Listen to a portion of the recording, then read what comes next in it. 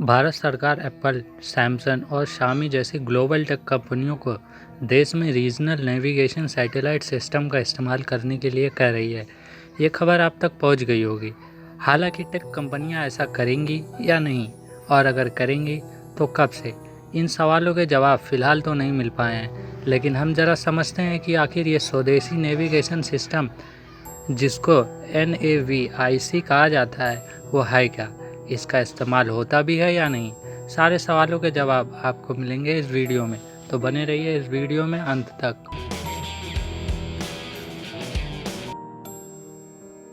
क्या है NAVIC? Navigation with Indian constellation.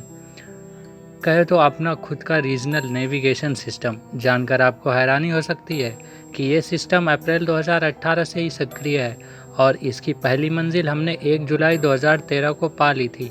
2018 में भारतीय अंतरिक्ष अनुसंधान संगठन यानी Indian Space Research Organisation ISRO द्वारा IRNSS-1 सैटेलाइट का सफल टेस्ट किया गया था।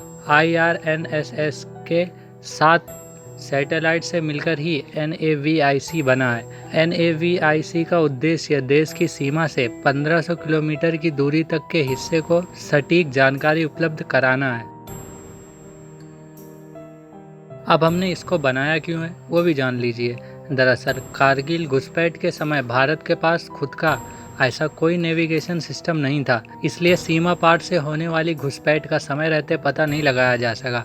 भारत ने अमेरिका से GPS सिस्टम से डिटेल शेयर करने को कहा, लेकिन वो साफ मुकर गया। हमने इस बात को दिल पर ले लिया, या कहे अंतरिक्ष पर, और स्वदेशी नेविगेशन बना डाला। तो क्या अभी दुनिया में GPS का बोलबाला है? 100% तो नहीं, लेकिन कह सकते हैं कि दुनिया की एक बड़ी आबादी अमेरिका के GPS यानी ग्लोबल पोजिशनिंग सिस्टम पर निर्भर है। अमेरिकी एयरफोर्स द्वारा इसको कंट्रोल किया जाता है। फ़ोन में गूगल मैप से लेकर वाहनों के ग्रामिंग की GPS प्रणाली पर अमेरिकी सेना का नियंत्रण है। पहले 1960 के दशक में इसका उपयोग किया गया। विभिन्न चरणों से होते हुए 1993 में 24 सैटेलाइट वाले ये सिस्टम पूरी तरह से स्टार्ट हो गए। आज की तारीख में 32 अमेरिकी सैटेलाइट पृथ्वी के 26,600 किलोमीटर की ऊंचाई से दुनिया भर में चप्पे चप्पे पर नज़र रखते हैं। GPS सीधे सैटेलाइट से जुड़ा होता है और सैटेलाइट द्वारा भेजे गए संदेशों के आधार पर काम करता है। इन्हीं संकेतों को मैप में दर्शाया जाता है। हालांकि ऐसा नहीं है कि सिर्फ GPS ही एकमात्र नेविगेशन सिस्टम है। रूस के ग्लोनास और यूरोप के गैलीलियो भी ऐसे ही सिस्टम है। चाइना के पास विडाओ है, लेकिन अमेरिका की तुलना में इनके सैटेलाइट की संख्या कम है। हमें NAVIC क्यों चाहिए? सबसे पहले तो भारत की अमेरिकी GPS पर निर्भरता कम हो जाएगी। अमेरिकी GPS संकेतों से अभी हम फर्स्ट डिवीज़न में ही पास होते हैं, मतलब इसकी सटीकता भारत में लगभग 60 से 70% है। NAVIC से हम टॉप करने लगेंगे, मतलब संकेतों की एक्यूरेसी 90 से 95% तक हो जाएगी। NAVIC एक बहुत उन्नत किस्म का नेविगेशन सिस्टम है जो 5 मीटर की दूरी से भी सटीक जानकारी हासिल कर सकता है।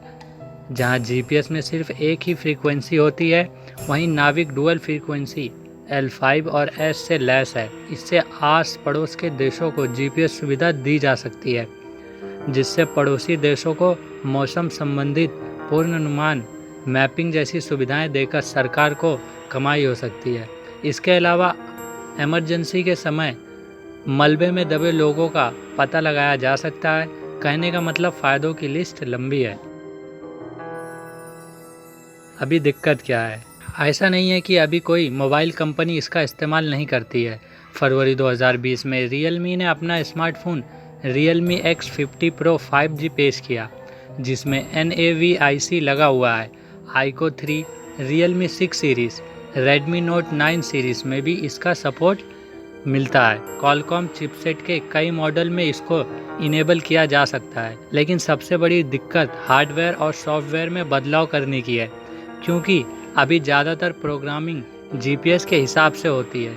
टेक कंपनियों ने भी इसके बारे में सरकार को बताया है। विभिन्न एप्लीकेशन में NAVIC के उपयोग को लेकर प्रयोग तो हो रहे हैं, लेकिन बाज़ार में इसके पूरी तरह सक्रिय होने में टाइम है।